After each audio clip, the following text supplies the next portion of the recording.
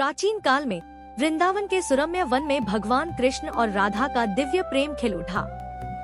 भगवता पुराण के अनुसार राधा और कृष्ण का मिलन केवल मानवीय प्रेम नहीं, बल्कि परमात्मा और जीवात्मा के आध्यात्मिक संग का प्रतीक है।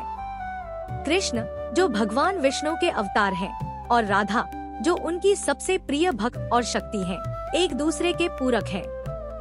गीता गोविंद में जयदेव द्वारा वर्णित राधा कृष्ण की लीला प्रेम की सर्वोच्च अवस्था को दर्शाती है, जहां भक्ति और भावनाएं आत्मा के साथ मिलती हैं। राधा की मुरली की धुन जब वृंदावन में गूंजी, तब पूरा वन प्रेम रस में डूब गया। श्रीमद्भागवतम में वर्णित है कि राधा की एक दृष्टि मात्र से ही कृष्ण का हृदय तरंगित हो जाता था। उनका प्रेम न केवल भावुक था, बल्कि वह दिव्य संवाद था जो भक्ति मार्ग को प्रशस्त करता है। एक बार राधा और कृष्ण गोकुल के पास यमुना तट पर खेले, जहां उनकी लीला ने संपूर्ण प्रकृति को मंत्रमुग्ध कर दिया। यह लीला यह संदेश देती है कि सच्चा प्रेम और भक्ति बिना किसी स्वार्थ के होती है।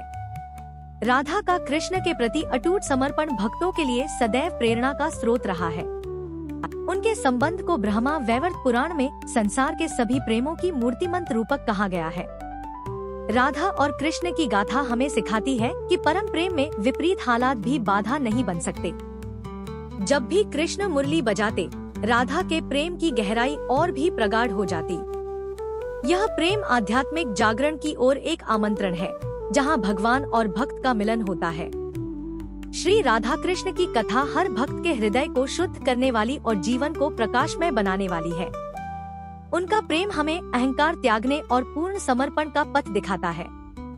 इसलिए वृंदावन की गोपियां और संसार के सभी भक्त आज भी राधा कृष्ण की महिमा का गुणगान करते हैं। हे भक्तों, आइए उनके अनंत प्रेम में डूबकर परमात्मा की भक्ति करें और जीवन को सार्थक बनाएं।